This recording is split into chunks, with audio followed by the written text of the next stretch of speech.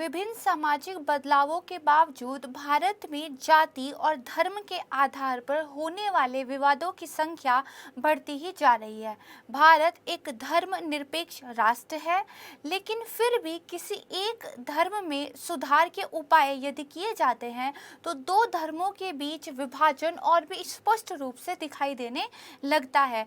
इसी संदर्भ में भारत के विभिन्न राज्यों जैसे कि मध्य प्रदेश, कर्नाटक, उत्तर प्रदेश में धर्म रूपांतरण विरोधी कानून पारित किए गए हैं। इसी श्रृंखला में एक और नाम हरियाणा का जुड़ने वाला है, क्योंकि हरियाणा की कैबिनेट ने हाल ही में हरियाणा धार्मिक रूपांतरण विरोधी बिल को मंजूरी दे दी है। नमस्कार, मैं हूं प्राची, संस्कृति IAS यूट्यूब चैनल पर आपका बेहद स्वागत करती हूं। आज के इस वीडियो में हरियाणा धर्मांतरण विरोधी कानून, इस पर हम चर्चा करेंगे। इसके बारे में कॉन्स्टिट्यूशन क्या कहता है, सुप्रीम कोर्ट ने क्या कहा है, क्या कुछ फैसले लिए गए हैं, इस पर भी हम चर्चा करेंगे। इसके अलावा लव जिहाद के नाम से जो दो धर्मों के बीच इंटर रिलीजन मैरिज होती हैं, उनको लेके क्या कुछ कानून कहता है, इस पर भी बात करेंगे। आइए शुरू करते हैं आपका आज का वीडियो। देखिए, ये जो है द हिंदू में आज ही की एक न्यूज़ आई थी और ये फ्रंट पेज पर जो है था कि हरियाणा कैबिनेट ने नोट दे दी है एंटी कन्वर्जन बिल को। यहाँ पे एक पूरी टाइमलाइन दी गई है, नवंबर 1, 2020 से लेके फरवरी 8, 2022 तक। इसको आप देख सकते हैं। अभी देखिए, हरियाणा में धर्म परिवर्तन के खिलाफ एक बिल जो है इसको पेश करने की तैयारी हो रही है। वहाँ के जो गृह मंत्री हैं अनिल विज, इन्होंने कहा है कि लव जिहाद विधेयक का मसौदा तैयार कर लिया गया है। इसको आने वाला बजट सत्र है जो कि 2 मार्च से शुरू होगा, इसमें पेश किया जाएगा। यहाँ पे न्यूज़ की एक कटिंग दी गई है, 8 फरवरी 2022 की ये न्यूज़ जो है आई थी। देखिए, ये जो गैर कानूनी धर्मांतरण विरोधी विधेयक 2022 है, जिसको इंग्लिश में prevention of unlawful conversion bill 2022 कहते हैं, इसमें धर्म परिवर्तन पर रोक लगाने की बात की गई है। देखिए, हमारे देश में धर्म की स्वतंत्रता हमारा एक फंडामेंटल राइट है। इस पर डिटेल से वीडियो में हम आगे चर्चा करेंगे। इसका मतलब मेरे पास स्वतंत्रताएं हैं। पहली, मैं अपने धर्म को जैसे चाहूँ वैसे प्रोफेस कर सकती हूँ। मेरे अंतःकरण की स्वतंत्रता मुझे दी गई है आर्टिकल 25 के द्वारा। इसके अलावा अगर मैं चाहूँ तो अपना धर्म परिवर्तन अपनी मर्जी से बिना किसी दबाव में भी कर सकती हूँ।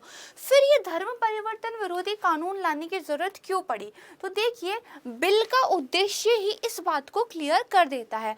क्या कहा गया है कि अगर धर्म परिवर्तन, गलत बयानी, बल, अनुचित प्रभाव, जबरदस्ती, प्रलोभन, किसी कपटपूर्ण तरीके से शादी के द्वारा या शादी के लिए प्रभावित करके होता है तो इसे अपराध की श्रेणी में माना जाएगा।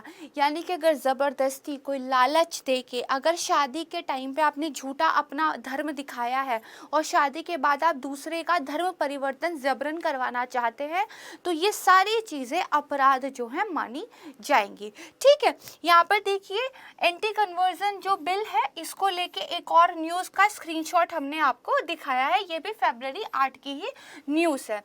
यहाँ पर देखिए, इस बिल के प्रावधान क्या कहते हैं। पहले तो बताया ये गया है कि हाल ही में जो है राज्य में धर्मांतरण के कई मामले आए हैं। देखिए, अभी एक बल्लभगढ़ का मामला हुआ था, इसको लेकर जो हरियाणा के CM हैं उन्होंने कहा ये लव जिहाद का मामला था और सरकार इसको लेकर कानून जल्दी ही लेकर आएगी। और अब देखिए, यहाँ पर एक बिल ऑलरेडी लाया जा चुका है। तो देखिए, राज्य में धर्मांतरण के मामले बढ़ रहे हैं, ऐसा गवर्नमेंट कहती है। गवर्नमेंट कहती है जो अन्य कमजोर वर्ग हैं उन पर दबाव डालकर या उनको लालच देकर कुछ छद्म सामाजिक संगठनों के द्वारा अपने धार्मिक एजेंडा को पूरा करने के लिए इन लोगों का धर्म परिवर्तन कराया जा रहा है। इसीलिए ये बिल एक प्रोविज़न बताता है कि जो भी अवयस्क महिलाएं होंगी या फिर अनुसूचित जाति का कोई व्यक्ति होगा या अनुसूचित जनजाति का कोई व्यक्ति होगा और इनका अगर धर्म परिवर्तन किया गया है और वो अवैध तरीके से किया गया है तो इसके लिए अधिक दंड का प्रावधान इस बिल के अंदर किया गया है। यानी कि जो वल्नरेबल सेक्शंस हैं, अगर आप उनका जो है रिलीजन चेंज करवाते हैं तो पनिशमेंट और भी ज़्यादा टाइट होने वाली है। नेक्स्ट देखिए, नेक्स्ट ये है कि जब भी कोई एक धर्म से दूसरे धर्म में परिवर्तित होता है तो एक घोषणा करनी होगी। उस घोषणा में आपको ये बताना होगा कि किसी भी गलत तरीके से, किसी भी गैर कानूनी तरीके से धर्म को परिवर्तित नहीं किया गया है। ये घोषणा एक प्राधिकारी के सामने होगी और वो प्राधिकारी इस तथ्य की जांच करेगा कि क्या ये घोषणा सही की गई है और उस जांच के बाद एक अंतिम फैसला लिया जाएगा। ठीक है, इसके बाद देखिए कि जो प्राधिकारी है वो उसके सामने आप घोषणा करोगे और वो इसकी जांच करेगा। इसके बाद क्या है, ये ऐसे विवाहों को अनमान्य घोषित करेगा, वॉइड घोषित कर देगा जिसमें एक व्यक्ति ने अपने धर्म को छुपाकर दूसरे व्यक्ति को विवाह के लिए राजी किया था। तो अगर कोई ऐसे विवाह का मामला सामने आता है तो उसको वॉइड घोषित कर दिया जाएगा, अमान्य करार दे दिया जाएगा। ठीक है, मसौदे में ये भी कहा गया है कि सबूत का जो भार होगा वो आरोपी के ऊपर होगा। यानी कि अपने आप को अगर इनोसेंट आपको प्रूव करना है तो सबूत भी आप ही को इकट्ठे करने होंगे। ठीक है, इसके बाद नेक्स्ट देखिए, ये तो थी इस बिल में क्या कहा गया है। आखिर हमारा जो संविधान है वो इस पूरे मामले पर क्या कहता है।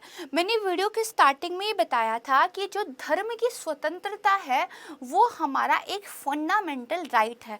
आर्टिकल नंबर 25 से लेकर 28 तक हमें ये स्वतंत्रता दी गई है और अलग अलग प्रावधान जो है इसके कॉन्स्टिट्यूशन के अंदर ही लिख दिए गए हैं। ठीक है, देखिए भारत क्या है, एक पंथ निरपेक्ष राष्ट्र है। देखिए जो पंथ निरपेक्ष वाली कॉन्सेप्ट है ना, ये दो कॉन्सेप्ट है, एक वेस्टर्न कॉन्सेप्ट है, एक इंडियन कॉन्सेप्ट है। जो पश्चिमी अवधारणा है वो दरअसल एक नेगेटिव यानी कि नकारात्मक कॉन्सेप्ट है। कैसे, यहाँ पर जो है राज्य के अंदर जो धर्म है उससे दूरी बरतने की बात की जाती है। यानी कि राज्य और रिलीजन इनके बीच में एक डिस्टेंस मेंटेन करके रखी जाएगी। राज्य के कामों में धर्म का कोई लेना देना नहीं होगा और धर्म के कामों में राज्य का कोई लेना देना नहीं होगा।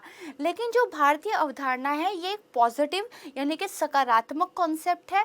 इसके तहत हर धर्म को एक समान दृष्टि से देखने की बात की गई है।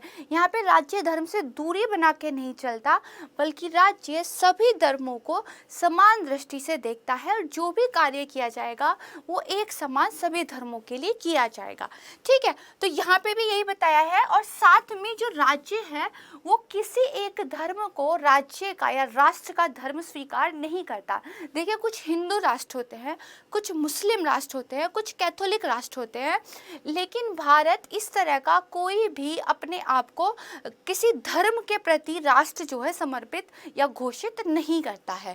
ठीक है, अनुच्छेद 25 से 28 हमें धार्मिक स्वतंत्रता का अधिकार देते हैं। इनके बारे में थोड़ा डिटेल से जान लेते हैं। देखिए अनुच्छेद 25 क्या कहता है, ये कहता है कि हर व्यक्ति को अपने कॉन्शियंस की यानी कि अपने अंतःकरण की स्वतंत्रता होगी। मैं किस तरीके से अपने धर्म को अपनाना चाहती हूँ, किस तरह से पूजा पाठ करना चाहती हूँ, मेरे अपने धर्म के प्रति क्या विचार हैं, इसकी फ्रीडम मुझे दी गई है। मेरे पर्सनल स्पेस में कोई भी इसमें दखल नहीं देगा। तो मुझे अपने कॉन्शियंस की, फ्री प्रोफेशन की, प्रैक्टिस की और प्रोपगेशन की स्वतंत्रता दी गई है। यानी कि मैं अपने धर्म का प्रचार प्रसार भी कर सकती हूँ और यदि कोई व्यक्ति मेरे धर्म के प्रचार प्रसार से प्रभावित होकर अपनी मर्जी से अपना धर्म चेंज भी करना चाहे तो इस बात की अनुमति भी दी गई है।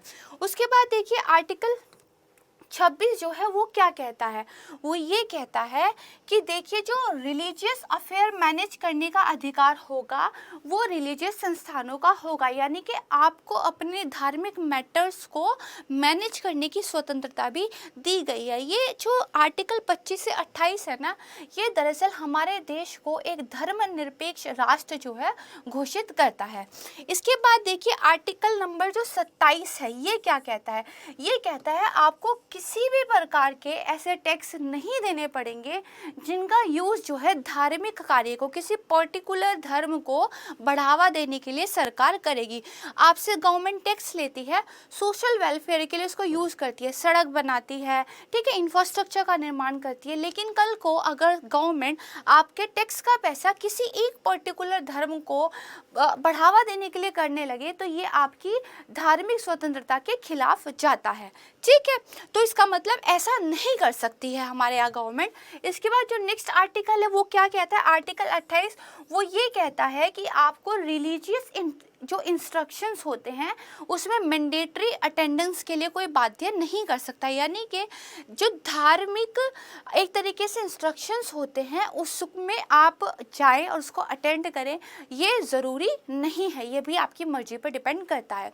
लेकिन देखिए, अगर आपको धर्म को मानने की, आचरण करने की, ठीक है, उसका प्रचार करने की, अंतःकरण की और धर्म की स्वतंत्रता का अधिकार दिया गया है तो इसका मतलब ये नहीं है कि आपको धर्मांतरण करने का अधिकार भी दिया गया है। समझते हैं, अगर देखिए धर्म का परिवर्तन करने वाले व्यक्ति के पास अपने धर्म का प्रचार प्रसार करने का अधिकार है तो जिस व्यक्ति का धर्म परिवर्तित किया गया है उस व्यक्ति के पास भी तो अपने धर्म की सुरक्षा का अधिकार है ना। इसलिए जब तक ये अपनी मर्जी से हो रहा है तो कानूनी है, फंडामेंटल राइट है। लेकिन जहाँ पर मर्जी शामिल नहीं है, कोई लालच बीच में आ जाता है, कोई दबाव आ जाता है तो ये गैर कानूनी हो जाता है। इसीलिए कुछ राज्य सरकार कानून को लेकर आ रही है, इसको एक वैधानिक ढांचा, एक लीगल जो है एक तरीके से ढांचा देने के लिए। ठीक है, नेक्स्ट देखते हैं कि उच्चतम न्यायालय इन पर क्या कहता है। तो देखिए, सुप्रीम कोर्ट ने ये स्वीकार किया है कि जो जीवन की स्वतंत्रता है उसके अंदर ये शामिल है कि कोई व्यक्ति विवाह करे या प्रेम करे, किससे करे, ठीक है। यानी कि आपके व्यक्तित्व की पहचान के लिए जैसे ये ज़रूरी है कि आप कैसा खाना खाते हैं, आपकी पसंद क्या है, आप क्या पहनते हैं, इसी तरह आपके व्यक्तित्व की पहचान इससे भी जुड़ी होती है कि आप किससे प्रेम करते हैं, किसको अपना जीवन साथी चुनना चाहते हैं। और इसमें राष्ट्र को, या खासकर सही वर्ड होगा राज्य को, ठीक है, यानी कि गवर्नमेंट को और कोर्ट को दखल देने का अधिकार नहीं है, ऐसा सुप्रीम कोर्ट बोलता है। और इसके बोलने के पीछे का आधार क्या है, आर्टिकल नंबर 21 जो आपको जीवन की स्वतंत्रता देता है और आर्टिकल नंबर 25 से लेके 28। सुप्रीम कोर्ट कहता है कि भारत एक स्वतंत्र और गणतांत्रिक देश है। यदि एक वयस्क व्यक्ति प्रेम या विवाह करना चाहता है तो धर्म तो इस मामले में कुछ नहीं कर सकता, या धर्म कम से कम इसके आड़े नहीं आना चाहिए। ठीक है, इसके बाद देखिए कुछ केस आए हैं, उनके बारे में हम बात करेंगे। यहाँ पे इंडियन एक्सप्रेस में एक एक्सप्लेन्ड सीरीज आई थी जिसमें इस पूरे मुद्दे को एक्सप्लेन किया था, हमने इसके पॉइंट्स भी यहाँ पर शामिल किए हैं। ठीक है, हम हमेशा ही कोशिश करते हैं कि सभी न्यूज़ आर्टिकल से पॉइंट्स लेके आपके लिए कॉम्प्रिहेंसिव एनालिसिस किसी भी मुद्दे पर लेकर आए। देखिए, तो मैंने आपको बताया कि व्यक्तित्व और जीवन की पहचान का ये हिस्सा है। ठीक है, अब कौन कौन से केसेस में सुप्रीम कोर्ट ने क्या बोला है। एक केस आया था लता सिंह मामला 1994, इसमें सुप्रीम कोर्ट ने कहा था देखिए भारत विविधताओं से भरा हुआ एक देश है और अब इस बात को मानने की, इसको स्वीकार करने की आवश्यकता आन पड़ी है। जो रिश्तेदार हैं वो अगर किसी संबंध से खुश नहीं हैं तो उनको हिंसा और उत्पीड़न का सहारा लेने के बजाय संबंध तोड़ लेना ज़्यादा बेहतर ऑप्शन जो है प्रेफर करना चाहिए, ऐसा कोर्ट ने कहा था। नेक्स्ट देखिए 2017 में हादिया मामला आया। इसमें जो है यही कहा कि प्रेम और जीवन साथी के चुनाव का मामला व्यक्ति की पहचान के केंद्रीय पहलुओं में से एक है। ठीक है, सेम बात को रिपीट किया। इसके बाद केएस पुत्तुस्वामी निर्णय जो 2000 आया, इसमें निजता की स्वतंत्रता को जो है सुप्रीम कोर्ट ने एक तरीके से मान्यता दे दी। ठीक है, किसी व्यक्ति की स्वायत्ता को उन्होंने मान्यता दे दी। इसके बाद नेक्स्ट आया इलाहाबाद हाई कोर्ट का सलामत अंसारी प्रियंका खरवार केस। ठीक है, तो इसमें एक तो अनुच्छेद 21 को जो है सुप्रीम कोर्ट ने सामने रखा। दूसरा उन्होंने ये कहा कि अदालतों को धर्म धर्मांतरण के बदले अगर विवाहों को अमान्य घोषित हमेशा नहीं करना चाहिए। उनको प्रॉपर तरीके से जांच कर लेनी चाहिए कि क्या व्यक्ति ने शादी करने के लिए अपनी मर्जी से धर्म परिवर्तन किया है या फिर धर्म परिवर्तन कराने के लिए विवाह हुआ है। ठीक है, तो ये चीज़ ध्यान रखने की ज़रूरत है। इसके बाद देखिए भारत में विवाह को लेके क्या एक कानूनी ढांचा है। तो स्वतंत्रता से पहले हमारे यहाँ पे एक यूनिफॉर्म सिविल कोड, एक समान नागरिक संहिता लागू कराने के प्रयास सफल नहीं हो पाए थे। इसीलिए अलग अलग धर्मों को रेगुलेट करने के लिए अलग अलग कानून हैं, जैसे हिंदू विवाह अधिनियम, मुस्लिम पर्सनल लॉ, भारतीय ईसाई विवाह अधिनियम, पारसी विवाह और विवाह विच्छेद अधिनियम। ठीक है, ये तो बात हुई कि अलग अलग धर्मों के लिए अलग अलग कानून। अगर दो व्यक्ति जिनका धर्म अलग है और वो अपना धर्म में परिवर्तन नहीं करना चाहते हैं तो क्या वो विवाह कर सकते हैं? बिल्कुल कर सकते हैं। इसके लिए एक अलग कानून बनाया गया है, ये है विशेष विवाह अधिनियम 1954। ठीक है, धर्मांतरण वाला कहाँ पे चला जाएगा? तो अनुच्छेद 25। अगर अंतर धार्मिक विवाह की बात आती है तो विशेष विवाह अधिनियम 1954।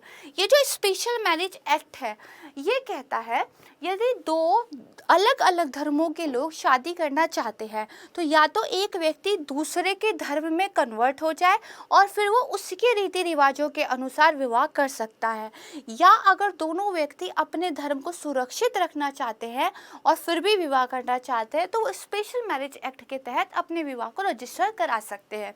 ये जो एक्ट है इसने 1973 के विशेष विवाह अधिनियम को प्रतिस्थापित किया था। और एक आपको पॉइंट बहुत ध्यान रखना है, ये जो अधिनियम है ये विदेशों में रह रहे भारतीय नागरिकों पर भी लागू होता है। प्रीलिम्स में ये एक लाइन उठ के स्टेटमेंट के रूप में आपके सामने आ सकती है, तो दिस इज वेरी इंपॉर्टेंट। ठीक है, नेक्स्ट देखते हैं कि ठीक है हमने कॉन्स्टिट्यूशन समझ लिया, हमने कॉन्स्टिट्यूशन के आर्टिकल्स देख लिए, हमने सुप्रीम कोर्ट का मत देख लिया, सुप्रीम कोर्ट के फैसले देख लिए, एक कानूनी ढांचा देख लिया, लेकिन फिर कुछ सरकारें कानून लेकर भी आ रही हैं। यहाँ तक हमने सब समझ लिया, तो फिर आखिर चुनौती कहाँ पे है? तो समझते हैं। देखिए धर्मांतरण के बारे में मिलने वाली सूचनाएं आजकल आम हो गई हैं और बल, धमकी और लालच के आधार पर ये धर्मांतरण हुए हैं, ऐसी खबरें इस मामले को और भी ज़्यादा संवेदनशील बना देती है। इसीलिए धर्मांतरण विरोधी कानूनों को लाया जा रहा है जो एक हद तक उचित भी है, लेकिन इस तरह के कानून विवादास्पद रहे हैं क्योंकि जो हमारे सांप्रदायिक तत्व हैं, जो सांप्रदायिक ताकतें हैं, उनके द्वारा इन कानूनों का दुरुपयोग किया जाता है। इसको एक पॉलिटिकल एजेंडा के रूप में उछाला जाता है और ये एक तरीके से जो जनता है उसको बरगलाने के लिए भी यूज़ किया जाता है। तो ये कुछ चुनौतियाँ आ जाती हैं। तो फिर हमें करना क्या चाहिए? एक बीच का रास्ता निकालने की ज़रूरत है। तो देखिए अगर अनुच्छेद 25 आपको धर्म की स्वतंत्रता देता है तो हमेशा ये याद रखने की ज़रूरत है कि ये धर्मांतरण का अधिकार नहीं देता। ठीक है, इसके बाद देखिए अगर हम संविधान की मूल भावना को समझ जाए तो हमें कानून भी ऐसे बनाने चाहिए जहां पर धार्मिक कट्टरपंथी इसका अनुचित लाभ ना उठा पाए। इसके अलावा राज्यों को भी ये समझना होगा कि देश की एकता और अखंडता को पहले रखना ज़रूरी है और कानून लाने से पहले सिविल सोसाइटी के साथ विभिन्न धर्म के जो प्रतिनिधि लोग हैं उनके साथ बातचीत करना आवश्यक हो जाता है। तो ये हमारा पूरा मुद्दा था जिसमें हर एक पहलू को हमने काफ़ी डिटेल में समझ लिया है। तो मुझे उम्मीद है आज का ये वीडियो आपको पसंद आया होगा। अगर ये वीडियो आपको पसंद आया है तो इसको लाइक और शेयर ज़रूर कीजिएगा। अगर आपने अभी तक चैनल को सब्सक्राइब नहीं किया है तो इसको सब्सक्राइब ज़रूर कीजिएगा। बेल आइकन पर नोटिफिकेशंस को आप ऑन कर लीजिए, इससे हमारी तरफ से वीडियो जब भी मिलेंगे आपको उसका अपडेट मिल जाएगा। आज के लिए इतना ही और आपका दिन शुभ हो। मेरी पूरी संस्कृति IAS टीम की तरफ से आपका बेहद धन्यवाद। नमस्कार।